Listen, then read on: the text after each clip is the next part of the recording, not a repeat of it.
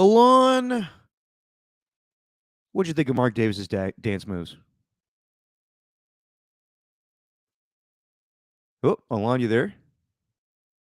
I don't know anything about Mark Davis's dance moves. I'm sorry. Was your mic off the whole time right there? Yeah, it was right there. I was like, it was like a Japanese dubbed movie. False start. All right. Let me start that over again. Alon, what'd you think of Mark Davis's dance moves? Mark Davis has dance moves.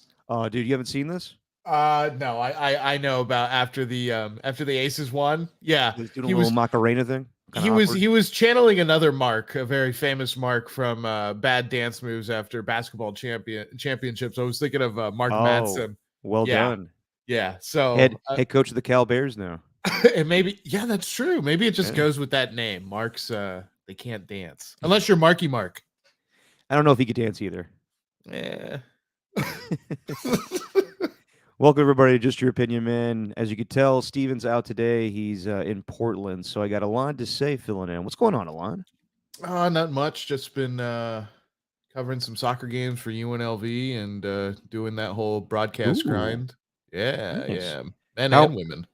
nice? How are the UNLV? How is UNLV's soccer team? Men's doing pretty well. Good. They're starting to score quite a bit, and that's really good. And not that anybody's super invested that's watching this podcast. UNLV women, however, very good on the road, not very good at home.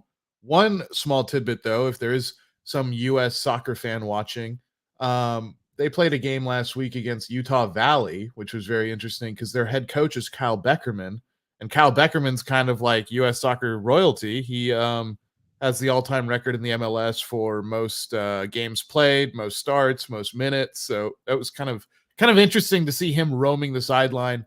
And when he played, he had a very unique look. He had like the Tarzan, baby Tarzan from the cartoon movie, how he's got those like Yeah, dreadlocks. yeah, That, yeah. that was his look when he played for the U.S. national team. So he doesn't have that anymore because he's like 45-year-old grown man, but Right. still was looking good down there. Nice. Well, it feels like Steven should be a part of this conversation, but alas, he's Yeah, gone. He's much he's more knowledgeable on the soccer stuff than I am. he's he's in Portland probably for another wedding. He is. He Oh, or I actually have no idea what he's in Portland for, but hope he's having a good trip. yeah, Before we get, excuse me, you can't tell by my voice, I'm nursing a little hangover here, so if I sound a little sluggish ooh, today, I apologize. getting after Um, it. kind of, but getting after it now for me is just like a few drinks, and now I'm like, the next day now as I get older, I can't hang like I used to, man. Were you at Sucks. Applebee's for the Dollaritas? No, I did a little better than Applebee's last night. Was just out in North Beach in San Francisco with a couple of friends. But Alon, before we get to some NFL talk, and we'll spend a lot of time on the Raiders today. A lot of talk about with the team. I haven't got your opinion really on how this 3-3 season has looked so far. Devontae Adams comments. Me and Steven kind of surmised that he may be a little frustrated, even though they're winning. And case in point, we will play the comments a little later in the podcast. But your Crimson Tide playing a little later today against Tennessee. What's your confidence level? My confidence level is high just because third Saturday in October, like, got to beat Tennessee, especially after what happened last year as well. But I Oh don't yeah, have. God, that was a great game last year. It was Jim Cosmore, friend Jim Cosmore. He was at that game last year. He said it was pandemonium, I and I bet. think that was his exact words. But yeah, I don't really have a gauge on this team. Sometimes, like, Jalen Milroe looks great throwing the ball deep, and Jermaine Burton, really good player at a wide receiver. But other times, like, it's 6-3 against USF, and I'm like, what the hell's going on? Or you're Yeah. beating Arkansas 21-6, and then it's a 24-21 game at the end of the ball game. So I I think that Texas game, even though it was so far away, it still showed us a lot of the things about Alabama that are still kind of troubling them. The penalties, sometimes the timeliness of the execution, as well as the lack of precision, short passing game they have, which is fine. I want Jalen Milroe to throw the ball 40 yards down the field all day, but there's still some things that showed up all the way back 5 weeks ago that are still showing up today.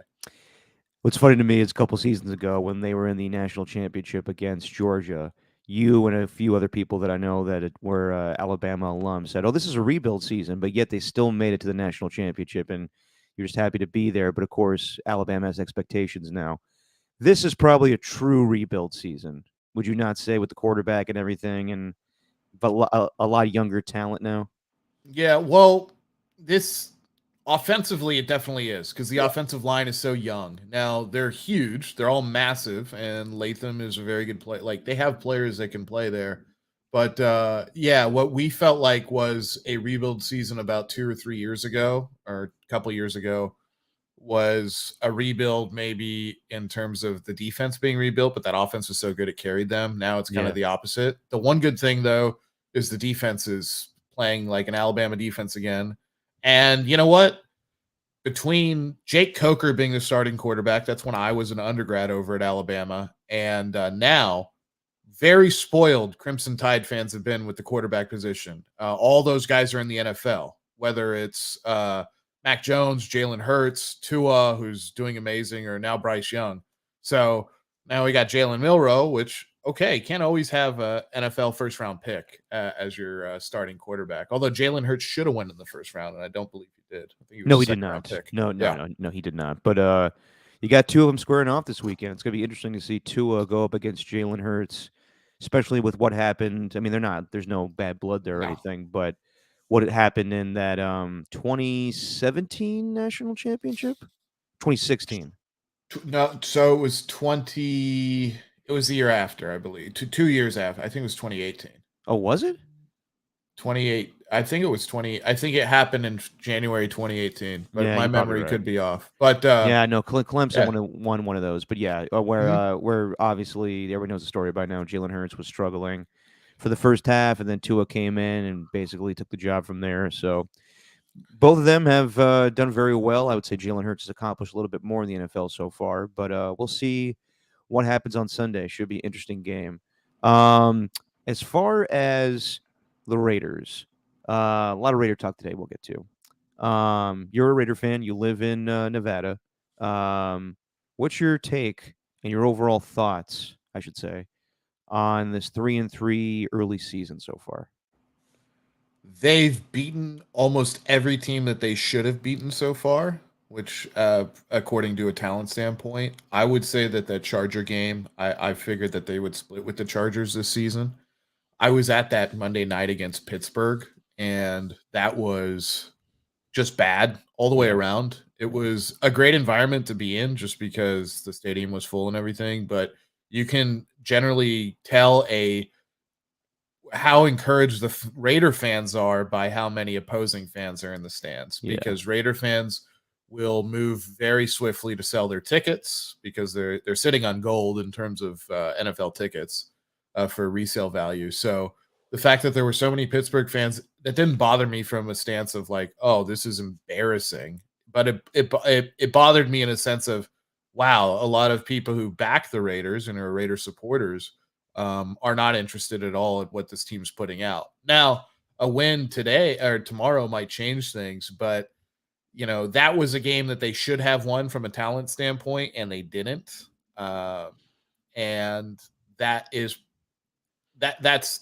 still kind of the point in the season that we're at, Derek, where it's do the Raiders have the ability to beat a team that maybe they're not better than on paper, or maybe their roster is not better than. So they've already lost to one that I think they had a better offense than, although the offense has been putrid this season. But they already lost to one in Pittsburgh. So they're 3-3 and they've lost to Buffalo. No one was expecting them to beat Buffalo. They lost to the Chargers, a game that they could have won, but Khalil Mack just he went Jesus. he went in. It was an amazing performance. Aiden O'Connell should have got rid of the ball on a few of them, but Yeah, I'm not. definitely. He doesn't get rid of the ball on. If he gets rid of the ball on two of those sacks, Khalil Mack still got a 4-sack day. So it's not like Aiden O'Connell aided Khalil Mack in having an all Hey, time nice pun. performance. Yeah. Oh yeah, Aiden and aided, but Yeah, little alliteration there. But yeah, that's kind of yeah. Not really a the pun, I should say. yeah. Well, just for fun. Okay. But that's kind of the situation that the Raiders find themselves in right now. I will say this. I think every week or so there's tweets, mostly tweets from fans who are like, "Oh, Josh McDaniels has lost the locker room." I don't get that sense at all. I actually get the sense that a lot of the more star players, more superstar kind of players, are totally on board with him for the most part as the coach, and they're willing to go do the work that he wants them to go do. I think a lot of it is, that middle part of the roster, or even middle lower third of the roster, probably doesn't like all the long hours that he puts them through. But guys like Max Crosby, Josh Jacobs, even Devonte Adams with his frustration, which we're going to get into, I think are okay with it. Devonte just wants the damn ball. Yeah. I want to go back to something real quick. You said that you're okay with, well, not okay with, you want to see Raider fans be at Raider games, but you were happy to see the stadium full for the Raiders and Steelers game.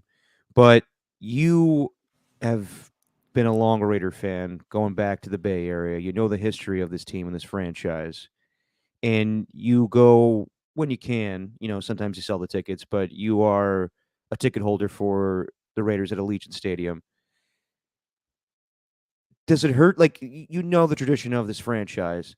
When you see Steelers fans to kind of take over that stadium or opposing fans, what, like, I know they're still building a fan base a little bit, but just as a lifelong Raider fan, take the, you know, season ticket stuff out of it.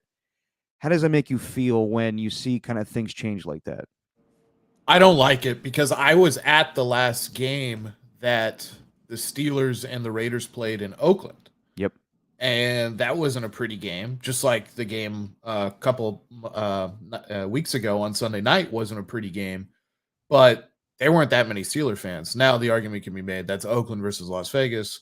That's the environment, the maybe not a marquee place to go to, but put all that aside, that was disappointing. It was disappointing to see a primetime opener and the fans just already be, for another, lack of a better word, disengaged. Mm-hmm. And to have your fan base dump on you that fast, that was very disappointing. Now I understand it. I understand Raider fans are very disappointed and frustrated with what's going on, but sometimes you just gotta sack up and go to the game and support your team, and especially that early in the season. And that was sad to me because that wouldn't happen in Oakland. It will happen in Las Vegas when the team is middle of the road or not very good. And we've seen it happen. Now, we didn't see that happen in 2021, which was an interesting point I'd like to bring up. When the Raiders opened against the Baltimore Ravens, that place was packed. I mean, there were Ravens fans, but not like, maybe 15% of the stadium, which is, on average with probably the rest of the stadiums for opposing fan bases. And it was a big game in Las Vegas. So, that was, I kind of compared it to that. And I'm like, this is a much bigger game. This is against the Steelers, an old time rival, and you don't show up. And, you know, just one last point about the season ticket thing. What I don't like is that I think 40% of the season tickets, maybe more, are owned by people outside of the state of Nevada. So they are trying to build a fan base here, but a lot of those season tickets are owned by Raider fans in LA Mm-hmm. and some from the Bay Area and other parts. So when I have the LA fans already saying, you know what, I'm not making that 3.5 hour drive out to Vegas to go watch a game on prime time. I'm just going to sell them and maybe pay for my half my season tickets in one game. I understand it, but at the same time, I'm like, you got to be a fan. You got to go. I mean, this is, if you bought these tickets for a money investment, I hope that you're, I hope that you make money, but I also hope that eventually you sell your PSL to someone who wants to go to more than, 2 games a year. Yeah, I mean, I think it's interesting. I think that 2021, the season opener against the Baltimore Ravens, had a lot of intrigue because that was the first real game at Allegiant. They played there the season before, but Mark Davis made the decision that no one was going to be allowed in the stadium besides the players because of COVID. So when they opened that up, it was big time. But I don't feel fans probably have felt the same excitement since then. Probably last year. Did you go to the game week 2 against the Arizona Cardinals, Alon? Oh, I was there for Kyler Murray's great 2 point conversion. I loved it. How much? Because that was when this team was hyped up. as they're coming off a wild card appearance, and they were pegged as not Super Bowl contenders, but a big splashy team with the addition of Devontae Adams and Chandler Jones. Was there a lot of hype around the team that day? In There was fans? tons. There Okay. was tons of hype, and so that's what we're not. The air's been let out of the balloon, is what's Yes. going on, and the Raiders have to. Josh McDaniels and the Raiders have to build back that trust with the fan base and get the fans interested in again. And the only way you do that is by winning. Yeah, I mean, me and Steven had talked about it. I think it's, I'm not going to say here, I know they're at 500 right now. They are definitely playing better defense, but I take that with a grain of salt because of the opponents they played and how good their offenses are. New England, yeah, they're not doing well. They beat the Denver Broncos, the New England Patriots, and Green Bay Packers. All three teams, not great offenses. They definitely could have come back in that Steeler game, but we know what happened with Josh McDaniels in that decision. Not going down that road again. But it's just they're competitive, but I don't know how long it's going to last. To be completely honest, now I think they'll benefit from some of the teams they're playing in the next few weeks here, like the Bears. They're playing Tyler Bagent. Is that his name or Bagent? Yeah, it's I think it's Bagent, but Bagent. Bagent, I don't know. Just gonna call him Teabag for now. But yeah, they may benefit from some of the teams they play the next few weeks here, but not gonna say that I'm thinking that this team is gonna be a playoff team yet. But we'll get into it. Want to talk about the Thursday night game as it relates to the Raiders, obviously, with Derek Carr going to greener pastures as he thought it was going to be. Watching that Jags Saints game, Jags are, we all expected them to win the AFC South. I don't think a lot of people had them maybe as, representing the AFC or in the AFC Championship game. I think everyone reserves those spots for the Chiefs, the Bills, the Bengals, and the Jaguars are just thought of maybe as the default team that's going to win the AFC South. But they're playing really good football. They had an impressive win in London. You may think, well, the Bills didn't travel very well for that game and weren't rested, so that's maybe why the Jags won that game. But I thought it was pretty impressive on a short week. Trevor Lawrence, you could say that he didn't look fantastic, but he still gutted it out with his knee and still won that game for them. Was their leading rusher, playing very good defense. The pick six from I'm not even gonna say the guy's name. I can't pronounce it right now, but number 23 for the Jags. Um, and they came out and they got the victory. But the biggest thing I take away from that game is the ineptitude of the Saints offense. Now it got into gear as the fourth quarter happened, which made the game, really fun and interesting towards the stretch. But for the first three quarters, Derek Carr struggled big time. And the Jags defense is really good. Josh Allen and the other players on that defense. But it's been the case for most of the season now where Derek Carr could barely move the offense around. And it seems like he only, Taysom Hill comes in for a little bit. Then he throws a go route to Rashid Shaheed, and that's the end of the offense. Alvin Kamara is catching like 10 balls for like 23 yards. So Derek's just he's dropping it down to him, checking it down to him, I should say. Um, and then I've never seen this before. Derek is fiery. He's got passion, but I never see him yell at his teammates like he did on Thursday. Yelling at, was it Pete Carmichael is the offensive coordinator for the Saints? Yelling at him, yelling at Chris Olave. I would say that I don't mind that in a quarterback if you're Peyton Manning, if you're Dan Marino, if you're Derek Carr and your play doesn't back it up, it's not really a great look. So I understand. I mean, I wonder sometimes about this is kind of unfair, but I do wonder about defensive coaches being head coaches because it's hard for them to kind of be in sync with the quarterback. Now, for years that, wasn't a problem with Tom Brady and Bill Belichick. They were two really just generals on their side of the ball. Josh McDaniels and Tom Brady on offense and Bill Belichick on defense. But when your quarterback is struggling and you're a defensive minded coach, I don't really know how you can help him improve. And yeah, I don't know. I don't know how this is going to go with Derek with the Saints. What do you think about everything from Thursday night alone? I watched it. I went back and forth between baseball and the Oh, game baseball as game well. was better. Yeah. Yeah, Well, but actually, you know what? It might have been a well, blowout. I it, forget which game that was, it but was a blowout. It okay, never ended up mind. being a blowout. So I did once it got into blowout territory, I switched over full time. But I that offense can't score in the red zone. So Derek Carr's red zone woes for the past 3 years now have followed him over to New York or to New Orleans.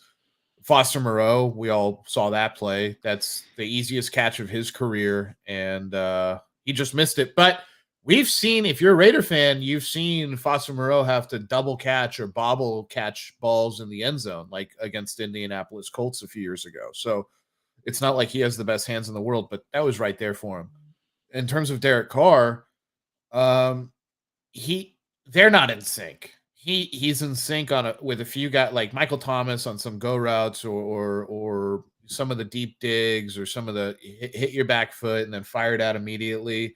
But there's other times where he's just like there was a perfect example. I forget what play it was on Thursday, but uh, the Jags sent a blitz on his left side. He's got a hot route receiver immediately to his left, first guy off the line, and he throws to the right, and the guy on the left would have been wide open. He doesn't throw into the blitz; he throws away from it, and he gets hammered. He gets hammered and misses the throw to the right side. About checking it down to Alvin Kamara, I think anytime you get the ball into Alvin Kamara's hands, it's generally a good thing. But it's not a good thing when you have Olave and all these other guys who are trying to run wide open. What you said, Derek, about him getting angry, Philip Rivers style, because I'm pretty sure Derek Carr still tries not to swear and things like that. So he's Oh probably, man.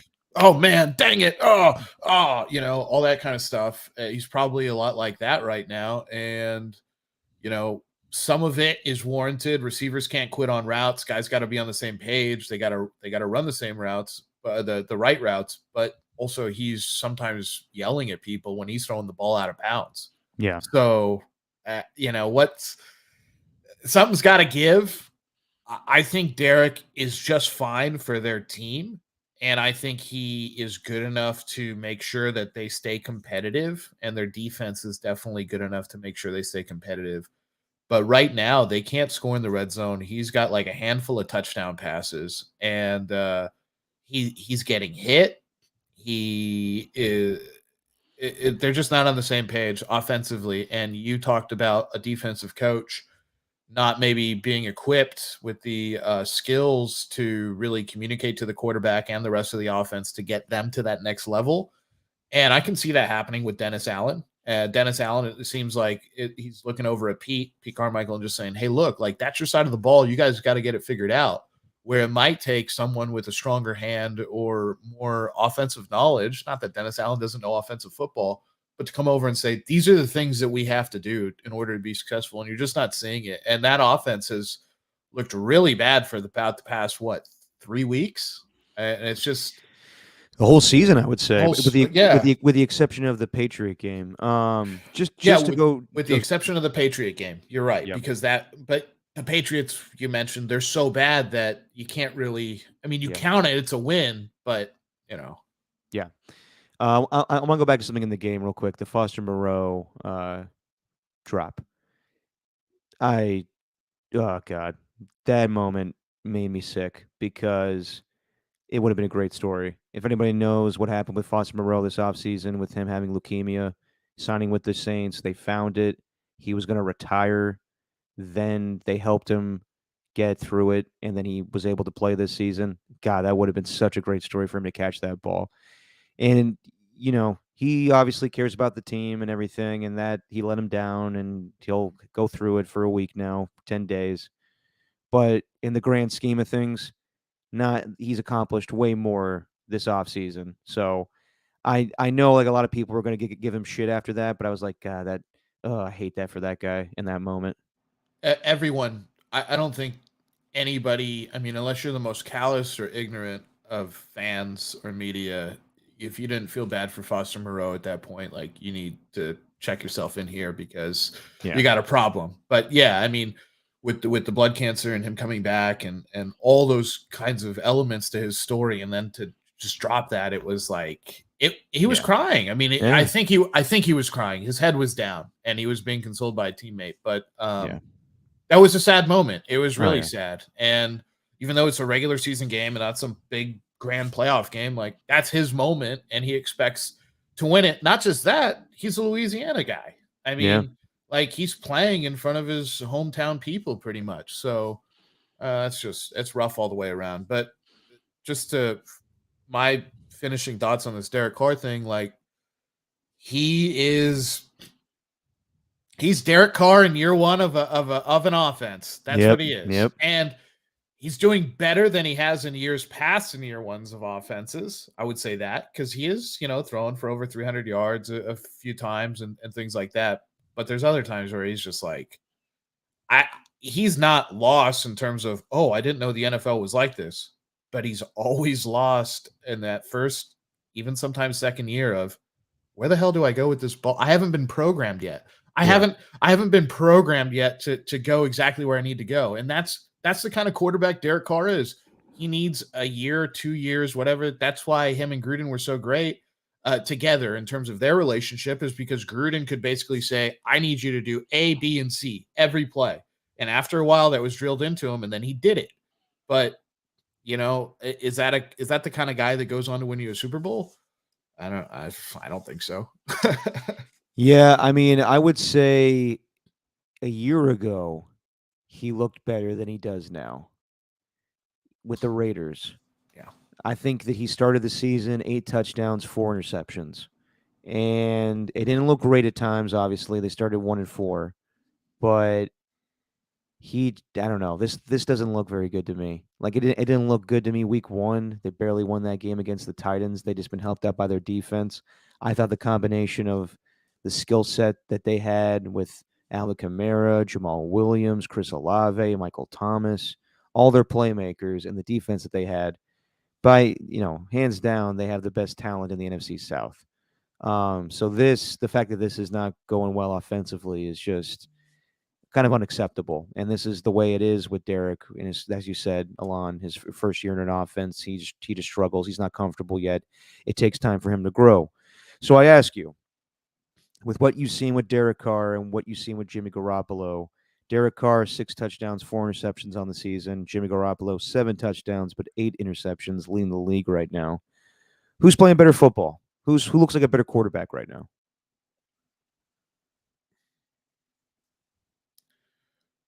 I think there's two ways to answer this. Hold on. Before you do, Yeah. is it sad that it took you that long to answer that or even think about it? Because the reality is, and I remember you, me, and Steven having a show the day that they were going to bench Derek Carr. I keep saying this. It's not an upgrade. And I know again, there's this, they may have looked to get CJ Stroud, maybe they looked at other alternatives. But isn't it sad that we have to think about that? Who's playing better right now? Like I'm sure Raider fans watch the Saints game on Thursday night and been like, well, that's why we got rid of him. But on the flip side, do we have any confidence in Jimmy Garoppolo either? No, because of his health. I think if his health wasn't such a big question mark, I think you could easily answer even with the interception statistics being the way they are, I think you could say Jimmy Garoppolo. Just because of the fact that even with the picks, he doesn't look like a deer in the headlights sometimes, the way Derek Carr does. And I think that would be an easier answer to say Jimmy Garoppolo if he had been healthy. Now, you take the health into account, then you almost have to say Derek Carr just because he's been on the field more. But the way I'm answering it, I don't think either has been particularly good. I think Jimmy Garoppolo has been slightly better because he has been able to at least help produce more touchdowns through the air. I think he has a better command of his team's offense. Even when he does make mistakes, it still seems like he knows what the hell's going on, which is something that when you see Derek make mistakes over with New Orleans, he doesn't know what's going on sometimes. And that's why you see a lot of that frustration boil over. But yeah, I remember that show that we did, the three of us, and you said it's not an upgrade. And I I remember saying, at least I think this was my answer. It was a lateral move, and that's what it was. It was from one quarterback who's one way to a different style quarterback, but in terms of everybody wants to put these guys into tiers or to levels, they're in the same tier. Um, Now, I think the most disappointing part for Jimmy, from a Raiders perspective, is that he has had pretty decent first halves in a lot of these games. And that's something that goes back to McDaniels last year as well. The Raiders had a lot of decent first halves last year, so he'll have like his passing line before getting banged up and getting knocked out of the game last week. He was like 14 of 22 or something like that for over 100 yards or 162 yards or something like that, and a touchdown and the pick that I won't put on him, but it was kind of a body bag throw to Devontae Adams. But yeah, it is sad that it takes this long to answer. And at this point, I think if Derek Carr was on the Raiders, they would be doing better offensively, just because it would be a second year in the offense, and we saw the amount of points they put up last year.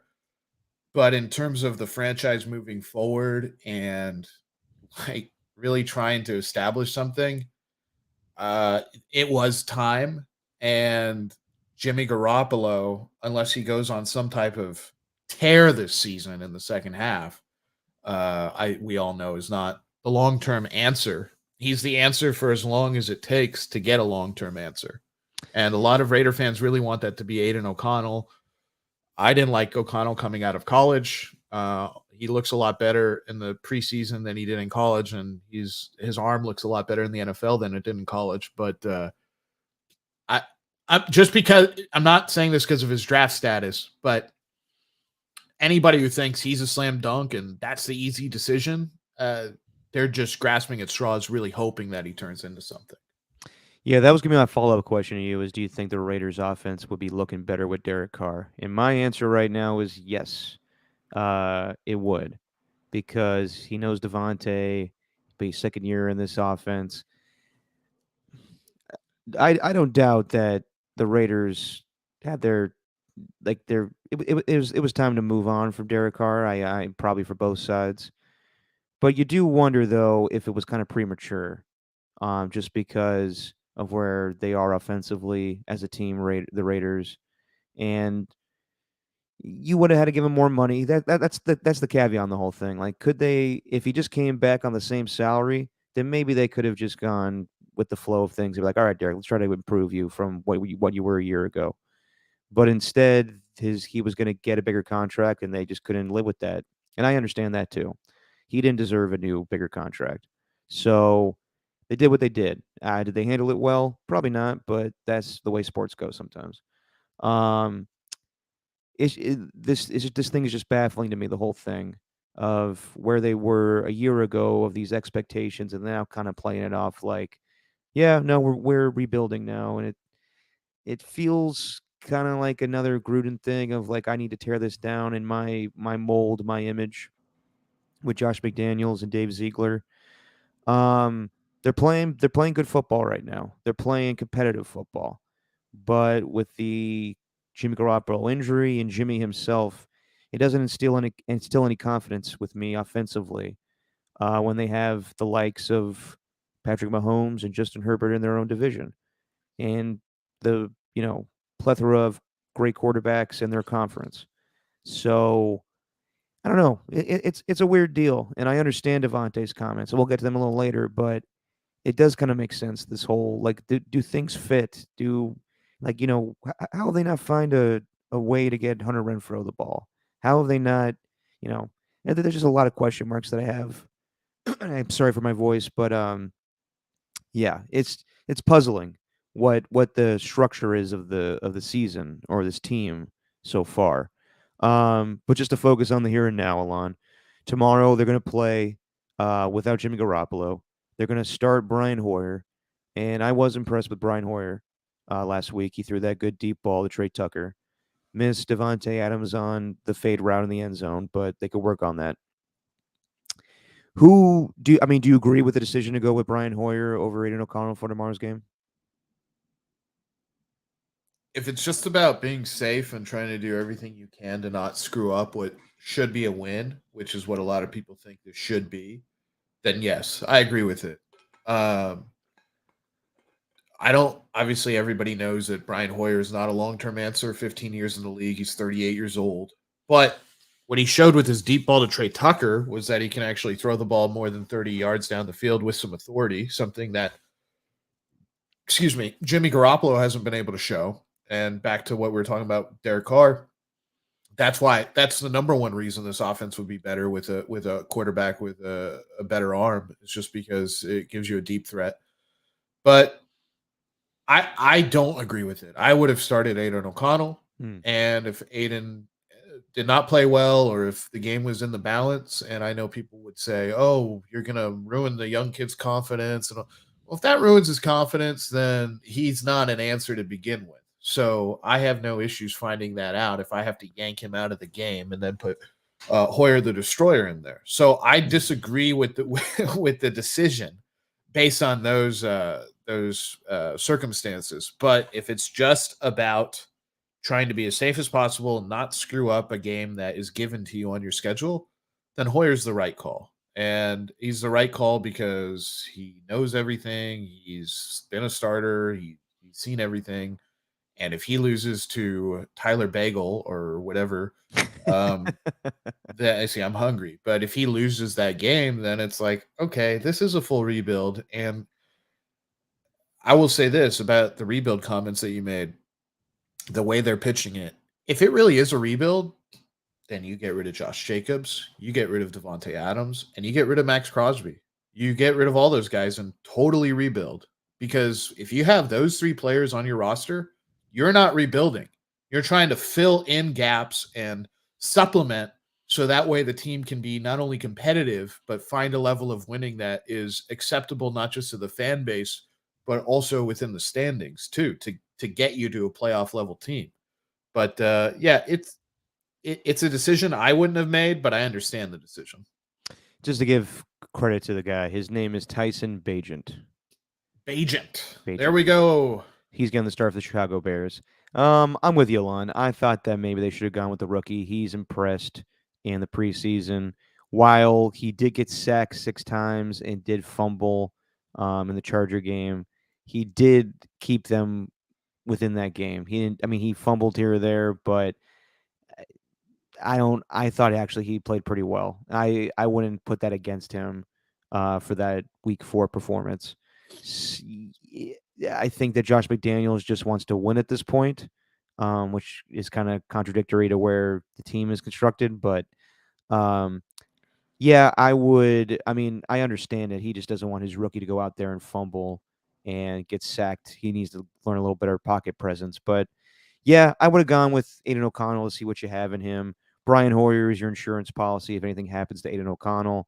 I guess they just want to get the win at this point. But Brian Hoyer didn't do anything, I thought, last week to not get the start. So, and I actually made sense for him to go into the game last week. I made the comment to Steven that I think it was basically because he's from New England. He was in New England scheme. He understands that defense a little bit, so he knew how to pick apart it. Not to the extent of having him, 4 or 5 touchdowns, but just being, you know, a game manager, as some people say, but that has a negative connotation on it these days. Um, so yeah, I understand why they're doing it, but I don't agree. Yeah, I'm same boat with you. I understand why they're doing it. It's definitely a do everything you can to secure victory, which you know, in general, it's like okay, that's the best decision. Anything you can to secure victory, but with the way this team is constructed and what they're trying to accomplish, it's a little counterintuitive. Yeah. Who do you think between the Saints and Raiders? Saints at 3-4, Raiders at 3-3. What team do you think is in the better position right now to make a Uh, like of playoffs or just their future? I would say the Saints are in a better position to make the playoffs just because of the Yeah. division they play in Yep. and the defense, the proven defense that they have. But as long as they struggle in the red zone and their quarterback is not giving the right answers for the tests that are being given to him, It's a toss up. So the Saints should be by default in a better position. They have a better overall roster. They have more stability. They have a better quarterback in terms of what his ability is, but he hasn't shown it. So yeah, it's the Saints just by default. But like I said, that can all change if if the Raiders defense is actually for real. If they play against Jared Goff and the Lions the way they did, say, against Justin Herbert and the Chargers, that might change some minds because they were able to be pretty effective against Herbert and hold him to some career and season lows. Yeah. And that is something to build upon. And I think they have built upon it. They're getting spoon fed some very easy offenses here, but yeah, it's the Saints just because of the division they play in and because of the stability they have around the organization. Yeah, I would say the same thing. I think despite the way that they looked on Thursday night losing, I still have them winning the division just because of the talent they have. They should win it. I'm not believing in the Buccaneers. I'm not a Desmond Ritter guy. The Saints should win this division. Um, as far as the Raiders and their defense, I need to see them play a really good offense. So I think the Lions game will be the true tell on Monday Night Football. Um, so far this season, they've gone up against not the best offenses of football. And when they did, the Buffalo Bills, they put up 38 points on them. So I don't really know yet what to think of the defense. Um, even with the Chargers, I don't even think their offense is very good this season. Um, Justin Herbert looks lost to me in this Kellen Moore offense. I don't know if that non-throwing hand is affecting him, but he did not look good in that Cowboy loss. So I don't think the Raiders really have had a true test besides Buffalo as far as offense. Um, but yeah, just by default, I think the Saints are in a better position, and we'll see what happens with Derek Carr. He did hurt his groin at the end of that game. Um, we'll see how the team responds to him yelling at them. Kind of weird when the new guy comes to town and he's not playing well, but he's going to chew out everybody on the sideline. Like, I wonder, was there ever going to be a moment like that with Aaron Rodgers if he was healthy this year with the Jets? Just doesn't look good when you're the new guy. Like, you got to be like, I'm just, you got to have everybody like you. And then if you're doing shit like that where you're not playing well and you're obviously upset, then I wonder how long that will go.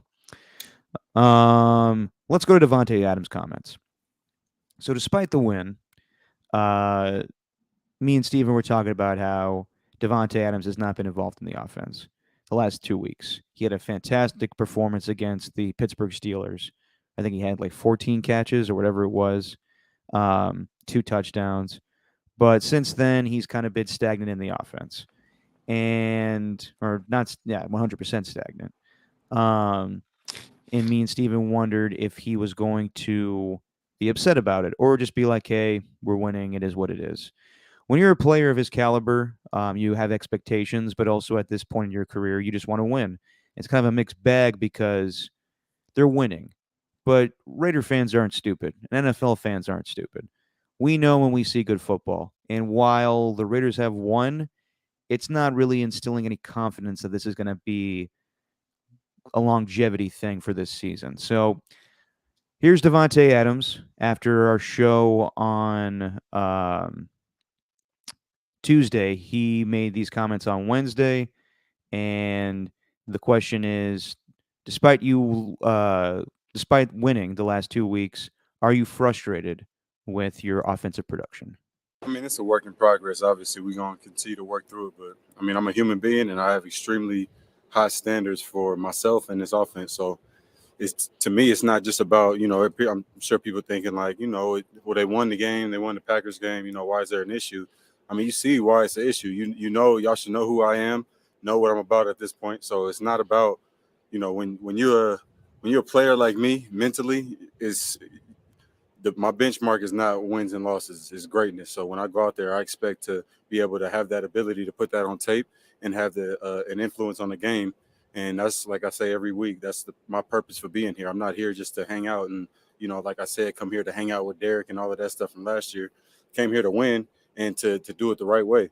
So if it don't look like it's supposed to look, then I'm gonna be frustrated if I'm not a part of that plan because as you know, I have the opportunity to go and to change that and make it look like a much better picture out there. And if that doesn't happen, then I'm gonna be frustrated. You know, if Jacoby goes out and have a monster game, or if the offense is scoring every 5 plays like our first drive on the Bills, then it is what it is. It's not about me, but I'm one of the bigger pieces, as to why this offense is gonna go. And if I'm not getting it, then that's obviously not according to plan. So we wanna obviously keep working like we are to get that right.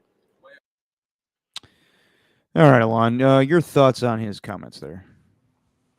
I think the second part of his statement is probably the most telling because a lot of people are saying, "Oh, well, I thought it was about winning and losing," and then he's talking about maybe more of the personal stats, trying to get the ball, but he's not talking about statistics because he said if Jacoby Myers goes out there, excuse me, and has a great game and they're putting up points left and right, or even putting up points at the pace that they're doing, he's okay with that because that's the way it's supposed to work.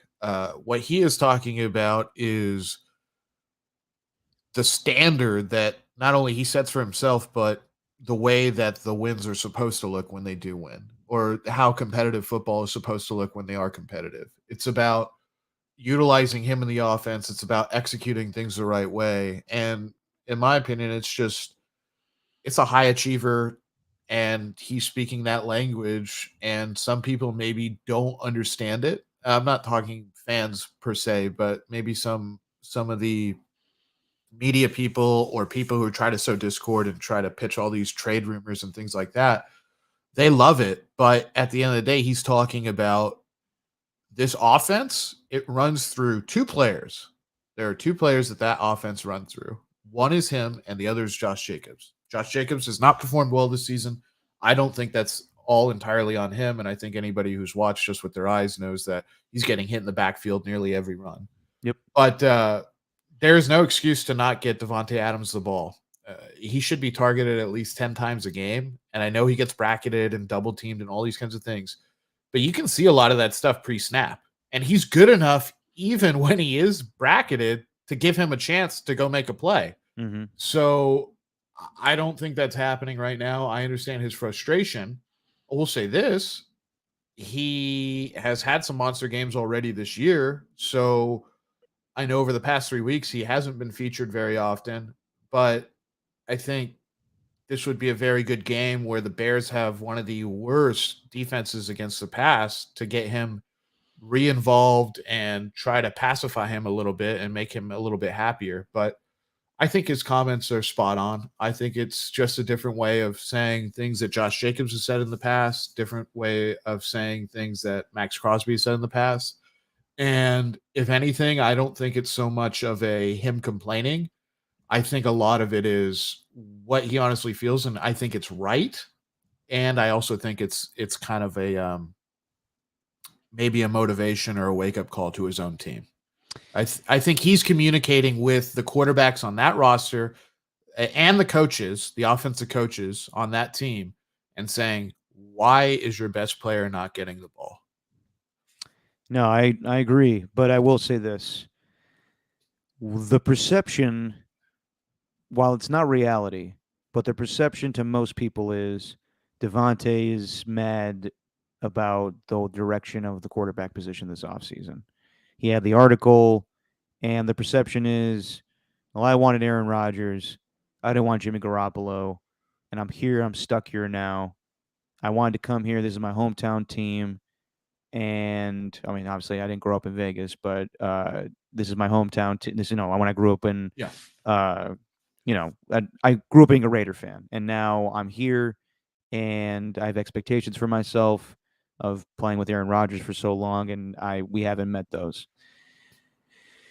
I understand everything he's saying, and I think that the way that you're dissecting it is correct, but I don't think it needs to be said. Just because of the detriment it could cause to the team. Now, is that his fault? No, but that's just the way that First Take and all these, fucking, media outlets take things now. So when Devontae says my benchmark is not wins and losses, it's greatness, people are going to be like, well, what does that mean? greatness for you, greatness for your legacy. That's not what he's saying. What he's saying is he wants the offense to look and feel like it's in rhythm and it's one of the best in football. But the reality is, I never thought it was going to be like that before the season started. I thought it was going to be, if anything, the way it looks right now. I thought the running game would be a little bit better, but this is kind of on par for what I expected. And I totally agree. Me and Steven talked about it for weeks now, where if Devontae Adams is your best player and he's only getting 2 catches a game, then it's like Tyreek Hill gets double teamed. A lot of the best players of football get double teamed, and they find a way to get the ball to them. That's what good play callers do. I have my skepticism with Josh McDaniels. I just wonder sometimes. I mean, Devontae had a great season last year, despite how shitty things went. But I do wonder sometimes if he fits on this offense the way that it is right now. It seems like, I don't know, like Jimmy Garoppolo and him have hooked up a couple times for touchdowns, but I do wonder what exactly is the goal of this team. Is it to be more of a defensive oriented team? Is Josh McDaniels trying to put up 40 points a game? He obviously, to me, I think it's because he doesn't have the talent to do so. He did a year ago, but it still didn't happen. So, just overall on Devontae Adams, I like that he said, I didn't come here just to hang out with Derek. I came here to win. And that's what everybody, the perception also is that they released his best friend. That's the whole reason he came over here. And no, I mean, the real reason he came over was Green Bay was going to pay him the same amount of money, but also Devontae got tired of waiting around for Aaron Rodgers every year. And he saw kind of the future of what it was going to be if it was just Jordan Love. Do I really want to do that? Do I want to go someplace where I can actually win? Somebody that I know and Derek Carr, and then things didn't go the way that they planned. So I see a lot of articles written, like everyone's talking about the trade deadline now, and the top trade candidate is Devontae Adams. I would say slow your roll on that one. It's going to be very hard to move him at the deadline unless the Raiders get a unbelievable offer of multiple picks. Like he got traded away for a first-round pick and a second-round pick. I think you'd have to outdo that for him to go at this point. But if a contender is willing to offer that up, then maybe I consider it, even with them at 3-3. I know that sounds crazy, but I do wonder sometimes if he's just seems like not a lot of joy coming from him. Like I know he wants to win and he has high expectations, but I do wonder if he's better off being in a better situation that with a situation that's trying to win, because we don't know what the Raiders' real goals are. Like me and Steve were talking about the Mariners GM. His name escapes me at the moment, but he was very honest at a press conference. I don't know if you saw that, Alon, where he said, our expectations every year are to win 58% of our games. And while fans don't want to hear that shit, that's the mentality that a lot of front offices have. So I don't, like if you ask Dave Ziegler and Josh McDaniels behind closed doors what the intention is for this offseason, they probably would tell you, we're trying to win, but we're doing it at our own way of just kind of evaluating the roster. And then you see Devontae Adams, who's 32 years old, or 31. And as he gets older, are we waiting on him, or is he waiting on everybody else with the rebuild? Should he go to a better situation now? I don't know. I think it's going to be really difficult to move him at the trade deadline, and I don't think he's even saying I want to be traded. He's just saying I want to be more involved. I want this offense to look the way I expect it to. And I don't fault him for that. But also, what sucks is he wants to win, and he wants to win a certain way. And the reality is that's not on the Raiders' timeline. So it's kind of a weird deal. It's very weird where it seems like there's question marks all over this team. Don't even know the future of Josh Jacobs. Max Crosby looks like the only guy that's set in stone. It's easier when you could do that with defensive players. But when you have a guy like Devontae Adams and he's just kind of being wasted, I do wonder about his future on this team, sadly.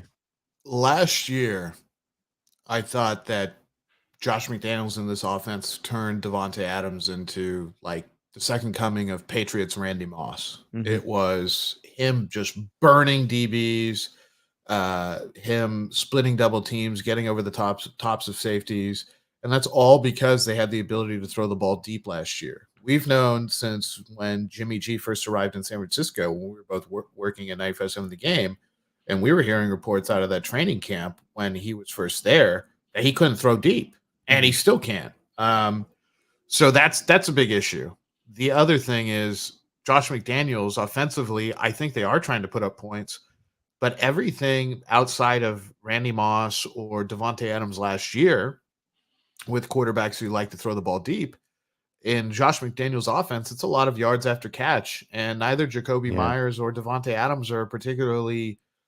Devontae can do it. I'm not saying he can't, but he's not like a yards after catch monster, maybe like a DK Metcalf or a Debo Samuel kind of guy. That's he can do it because he's that great, but that's not his bread and butter. That's not why he's going to be in the Hall of Fame. So yes, I understand the sentiment of it does feel like Devontae Adams does get wasted, especially this year. Last year, it didn't feel like he was being wasted. It just felt like, damn, this team can't win. They can be up 10, 21 points and they won't win because that defense is atrocious and the offense can't figure out how to keep piling on in the second half. This year, the offense is very sluggish. It's not in rhythm, and they can't get a running game going, and therefore the passing game is not very good either. And Devontae is not getting, even when he puts up monster games, he's not getting those free deep balls. Even the one against Pittsburgh was an underthrown ball that he really had to make a great adjustment on and then cradle it and fall into the end zone.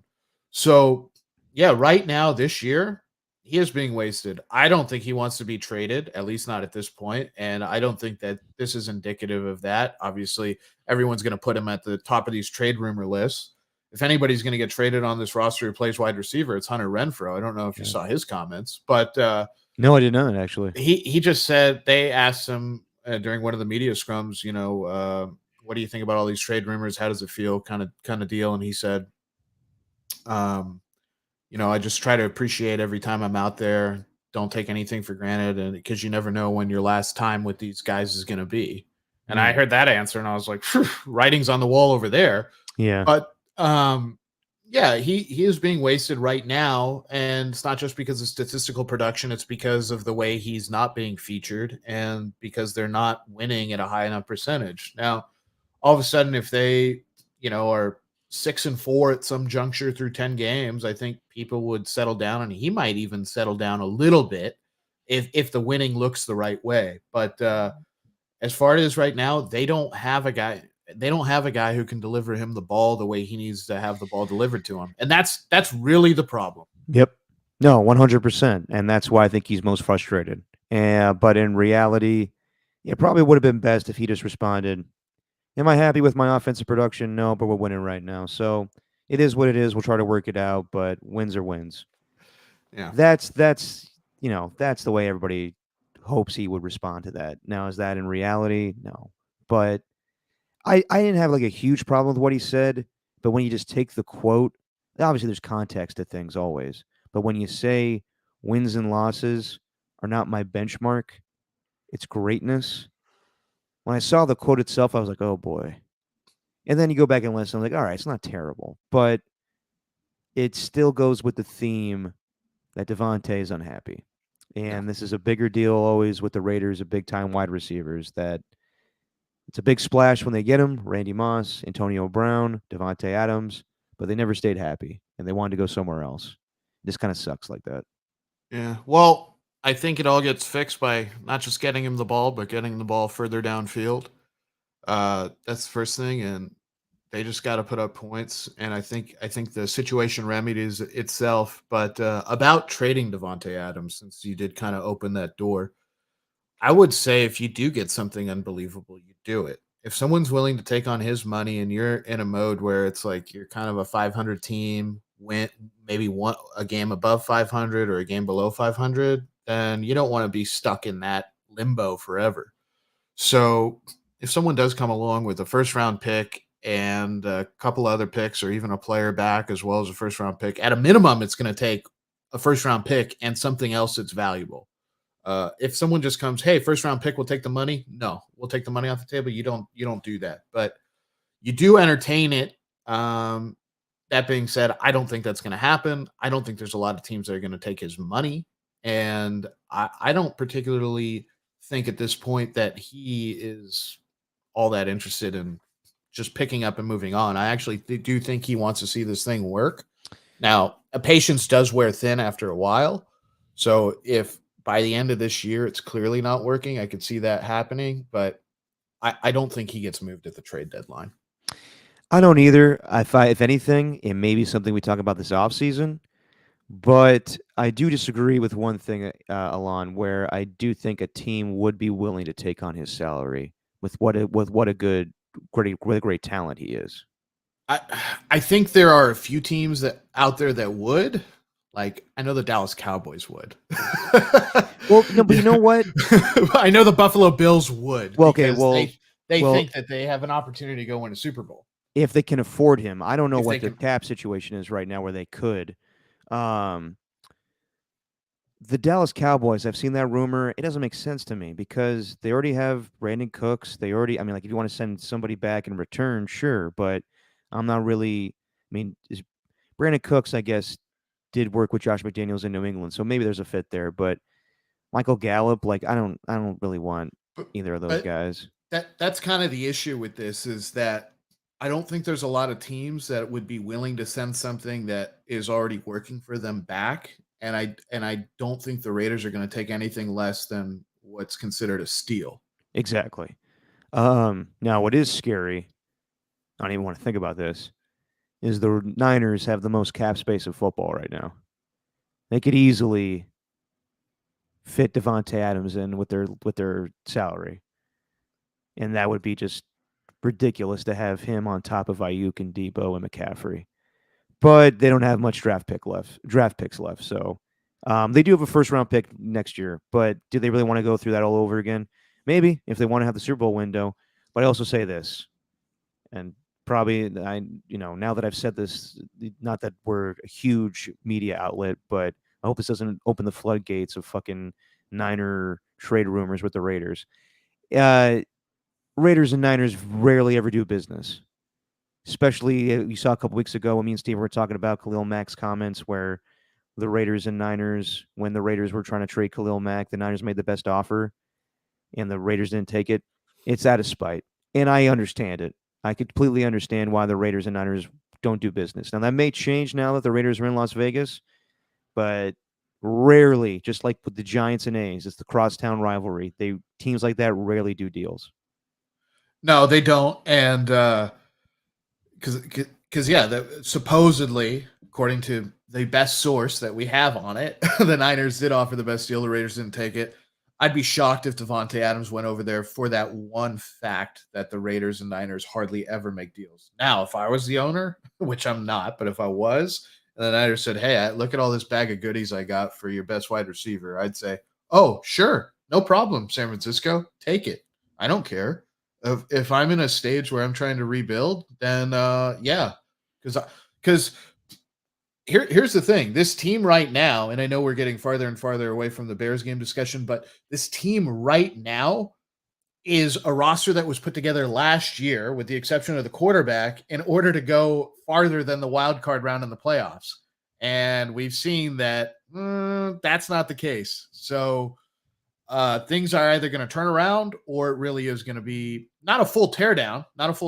It doesn't have to be, because you do have good roster pieces, but it's going to be a work in progress. No, most definitely. By the way, I see you guys in the chat here. AJ Cruz, I see you, man. I got you. Don't all the Ernie's. I see you guys. It's been a long morning. I'm slowly waking up. I see all you guys. And by the way, AJ Cruz, it's a whole deal with the KMBR call system. So if you want tickets to something, we'll figure something out. But it's a whole system here. I apologize if I hung up on you. Did not do that intentionally. Oh boy. All right. You ready to pick some games here, Alon? Yeah, let's do it. All right, let's do it. A little something we call wins or wings. Get the music going here. All right. See, this is easy. I don't know why Steven complains every week. All right, Alon. So me and Steven did not get anything right on Thursday. We took the Jags. We took the points. We took the under. None of it hit. So whole new ball game for us. We're all starting clean, and you're going to be part of the picks as well. Steven left his picks for me, so we'll go through these games, and I will tell you Steven's pick, and you tell me your pick, and then I'll give mine. Ready to go? Yep, let's do it. All right. Let's start with the Atlanta Falcons at the Tampa Bay Buccaneers. Desmond Ridder coming off a pitiful performance, I should say. Not Kyle pitiful, terrible. We'll see if he rebounds here, but the Buccaneers are 2.5-point favorites, and the over-under is 37. Steven is taking the Tampa Bay Buccaneers to win. He's laying the points, and he's going over. I am taking the exact same proposition. Same. I am actually going to do the same as well. I need to see the Falcons win on the road, and I need to see Desmond Ridder have a good performance before I believe in him again. Love me some Bijan Robinson, but that offense, that's a good team in Atlanta. And as I told Steven in the last podcast, I could see them easily being a team like the New York Jets this offseason that needs to find and upgrade a quarterback because they got talent all over that team, but what's lacking is the QB position. Put Kirk Cousins on that team. Yeah, I don't know. Temporarily is what I'm saying. Yeah. I suggested Kyler Murray. How about that one? That would be even better. Younger, more dynamic. And I think he would just fit Arthur Smith's offense a little bit better. Moving on here. Buffalo Bills going to New England. New England going through it right now. There's rumors of Bill Belichick getting the axe. Can't believe that's actually going to happen, but very well could with the way they're playing right now, 1-5. Bills survived against the New York Giants, but they're battling injuries right now. The offense looks a little rusty. Despite all that, the Bills are 8.5-point favorites, and the over-under is 40 as the Bills are traveling to New England. And Steven is taking the Bills. He's taking the points. He's taking the over. I am taking the Bills. I am taking the under.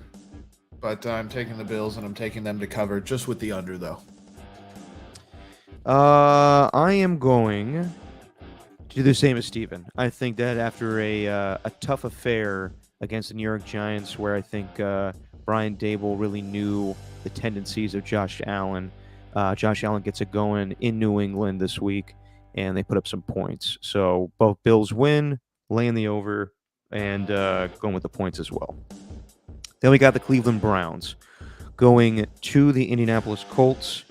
Cleveland is 3-point favorites. The over-under is 40.5. Deshaun Watson sounds like he is going to play questionable right now, but leaning in the direction that he will be back. Gardner Minshew filling in for the rest of the season as Anthony Richardson is done with his shoulder surgery. Steven's taking the Browns. He's laying the points. He's going under. I'm taking the Colts to cover, and I'll take the Colts to cover. I'll take the Browns to win, and I'll take the over. I can't take the Colts outright, just because their roster's not nearly as good as the Browns. No, I got you. I think that. So you think it's gonna be a 2-point game then, huh? Yeah, I mean, I think it could be a 1-point game. Interesting. I can't go with that with the line being so low. So I'm doing the same as Steven. I'm going to take the Cleveland Browns, going to lay the points, and I'm going to go under. Now, this game's interesting. And if you're in the Bay Area, you better get NFL Sunday Ticket on YouTube TV because this is interesting. While there are still some Raider fans here in the Bay Area, the Raiders are not a Bay Area team anymore. But for whatever reason, we are getting, in the Bay Area, Raiders at Bears over Lions at Ravens. I know a lot of Raider fans will be happy to see their team in the Bay Area. I'm sure a lot of people are like, why the hell are we not getting this game between these two teams? I hear you. But, that's why you should get Sunday tickets. So you don't have to run through these problems. Anyway, Detroit Lions at the Baltimore Ravens. Ravens are favored by 3 at home, and the over-under is 43. Sounds like Jahmyr Gibbs is going to play in this game. David Montgomery will not play, but they got Craig Reynolds, and they got their receiving core of Amon-Ra St. Brown and Jameson Williams. Steven is going to take the Detroit Lions straight up, and he's going with the over. I'm going to take the Ravens, and I'm going to take the under. And you're laying the points with the Ravens? Yes. All right.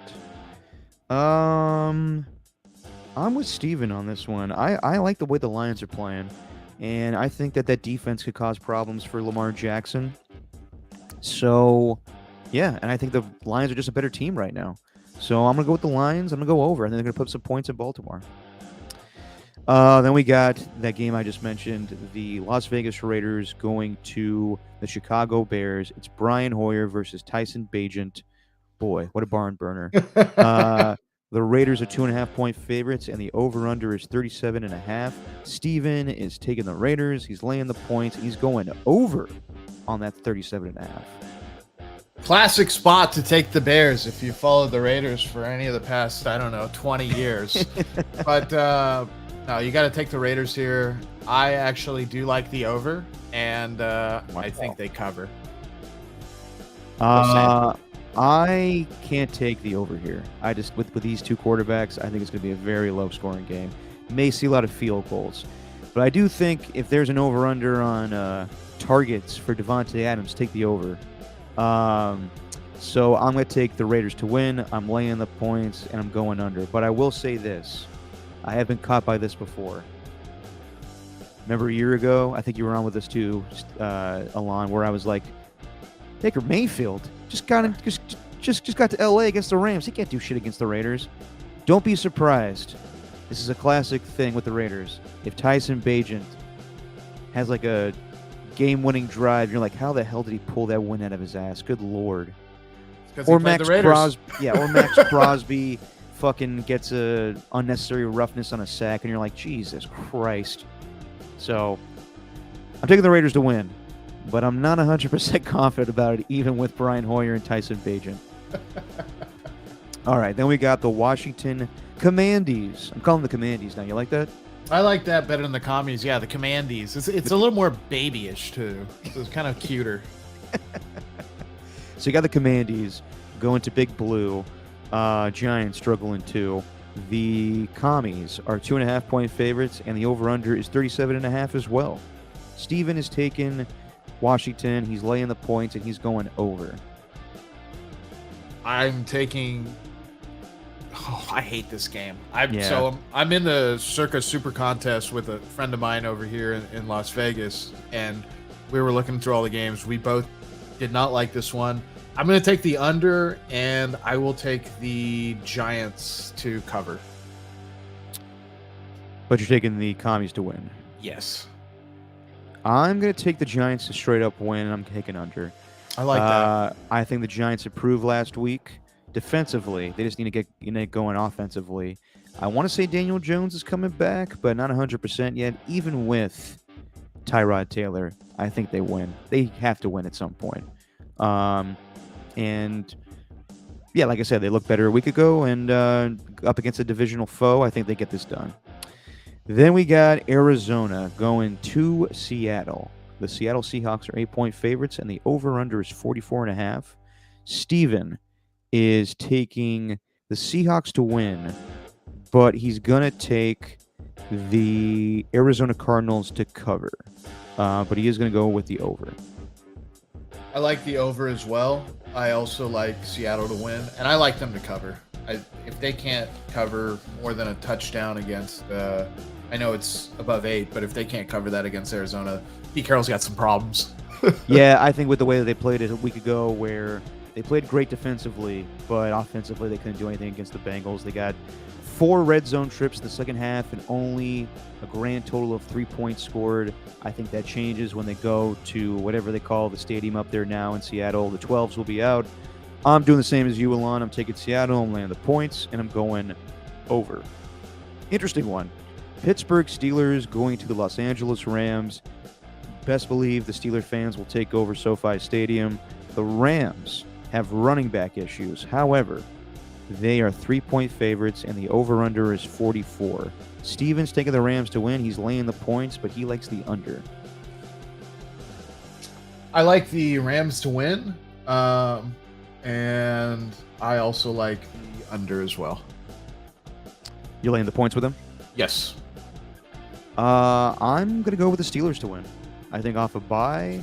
Matt Canada's had a week to figure things out and had to hear everybody say he should get fired at the Penguins game. I think that the Steelers defense is legit. It's just a matter of their offense. But if they get Najee Harris going and they find a good connection with Kenny Pickett and George Pickens, I think they'll be all right. So I'm taking the Steelers to win, and I'm going under. That's a classic game where Mike Tomlin manufactures a win for his team on the road with a not very good offensive roster, so they could definitely pull it off. Then we got this interesting one. Green Bay at the Denver Broncos. Green Bay coming off a bye and Denver coming off a long rest time from playing on Thursday Night Football. The Packers are 1-point favorites, and the over-under is 45.5. Steven's taking the Packers, and he's going over. I'm going to take the Broncos to win outright, and I'm taking the under. And Russell Wilson has to do something one day. Right? Yeah, with Sean Payton. I mean, eventually something has to budge here with this team. And it's just, in my opinion, there's too many good minds on that side of the football for them to just fail outright against the Packers. I think they should win. I am taking the Broncos as well. I think they've had both teams have had time to prepare, but Jordan Love is figuring out how to be a quarterback in this league. And this is a game the Broncos should win, I think. They're playing better defense. Offense, Russell Wilson's actually playing all right, but not playing winning football. He didn't play great last Thursday night. So I'm taking the Broncos to win, but I'm going to go under on the 45. Then we got the Chargers at the Chiefs. KC, I mean, this is a benefit KC. They're home, and they played on Thursday night. The Chargers played on Monday night. Oof.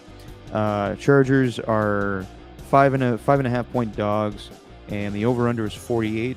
Steven's taking the Chiefs. He's taking the Chargers to cover, but he's hitting that over. I'm taking the over, and I'm taking the Chargers outright. Wow. Yeah. I like it. I can't do that. I got to actually see this happen. So I'm taking the Chiefs to win. I'm laying the points, but I'm going over. And then we got Crimson on Crimson Crime here. My favorite game of the week. Tua Tagovailoa versus Jalen Hurts. If you know my segment on Tolbert and Copes with Harmony, the sex robot that picks games, that's not how she pronounced their names. Anyway, Miami Dolphins at the Philadelphia Eagles. This is a great game. We'll see if the Dolphins are legit. A lot of people are saying this week they haven't played anybody, and when they did, they got shit stomped by the Bills. Eagles coming off their first loss against the Jets, and they're wearing the sweet Kelly Greens from the 90s. That's going to be pretty sick. Eagles are 2.5 point favorites, and the over-under is 51.5. Steven's taking the Dolphins to win straight up, but he's going under. I am taking same exact. Yep. Dolphins win straight up and the under. Now, why do you say that?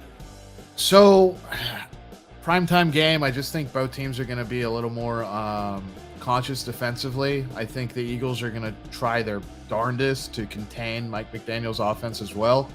But I think Tua's playing such good football right now, and I think he'll do well enough to beat the Eagles. I don't think Jalen Hurts is going to have a bad game by any stretch. I just think that the Dolphins are rolling. It's very hard to pick against them right now. They remind me so much of what the Chiefs were able to do, over the past 5 years.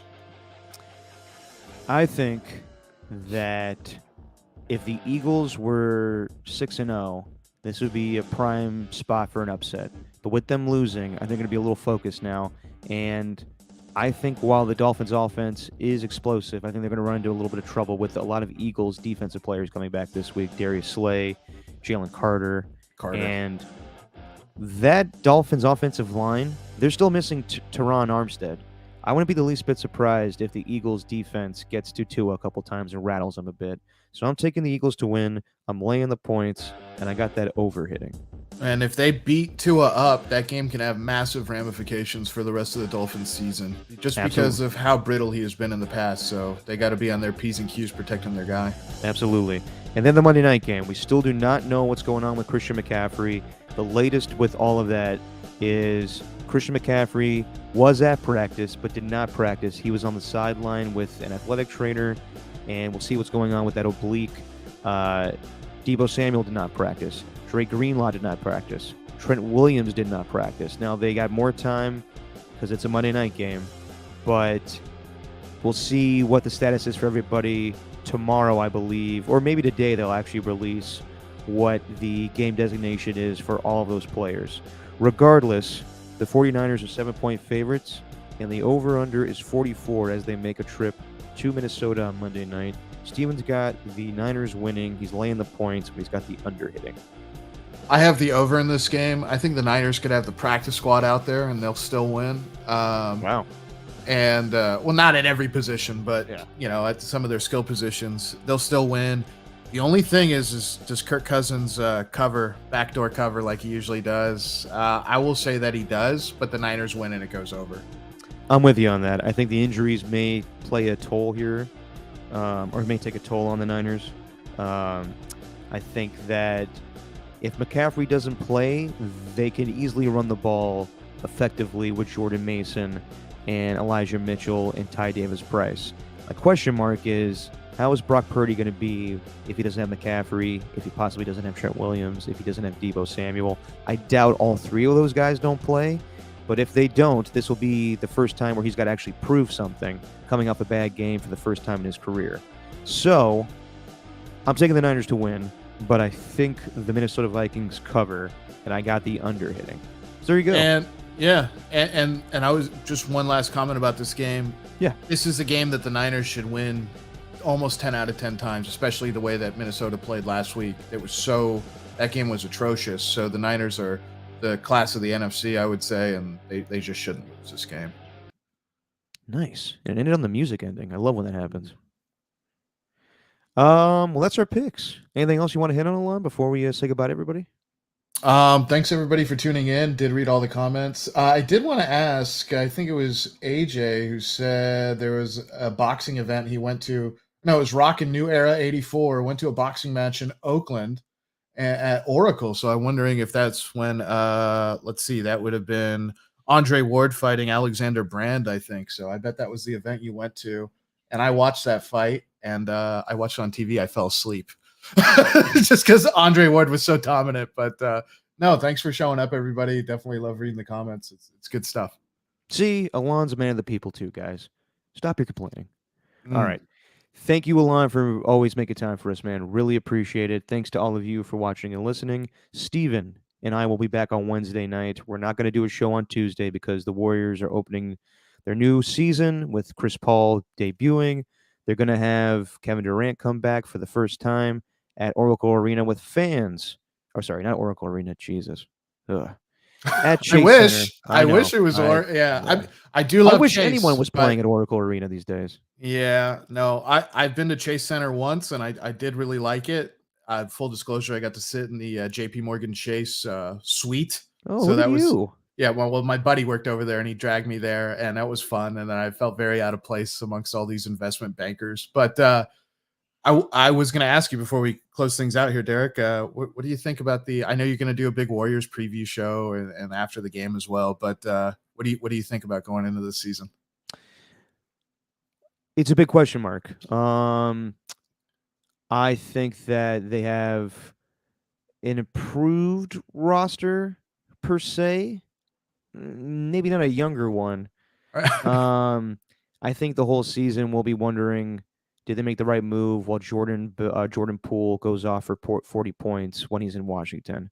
But they could lose a shit ton of their games. Same thing where Warriors fans will question when James Wiseman goes off. But I think right now they're in the middle tier of the Western Conference. I think obviously Phoenix, Denver, they're the upper echelon, and we'll see where the Warriors fix. They may be in this, or where the Warriors are in the mix. They might be in the same category as the Clippers or the Lakers or Timberwolves. Timberwolves might even better, might be better than the Warriors at this point. So I would say my expectations are playoffs, and that's about it. We'll see what happens. I've been more content Then most Warriors fans, they just want to win, win, win. We got to win one more for Curry. Guys, with this franchise, what I experienced for most of my life, I'm happy with the 4 championships. If he doesn't win again, we got to witness fantastic basketball. That's how I feel. I'm right there with you, Derek. I do think that this team should make the playoffs and definitely can. And who knows, if they're pretty good and maybe they're just missing 1 or 2 pieces, I think they're primed to make a big trade during the season as well to help bolster their efforts. I think that's the position they're in. Sorry. You best believe Joe Lacob will do anything he can to win. And I definitely think Mike Dunleavy will want to do that as well. He's got a lot to prove in his first year as general manager. Alon, thank you as always. Ernie's, both Ernie's, AJ Cruz. Who else is on here today? Is that everybody? All right, you all got shouted out. Ernie's, AJ Cruz, love you guys. Thanks for always tuning in. Alon, would you do the honors of what we always say at the end of these shows? Hey, it was a great time, everybody. Rockin', I see you as well. And like we always say, it's just your opinion, man. See you guys Wednesday.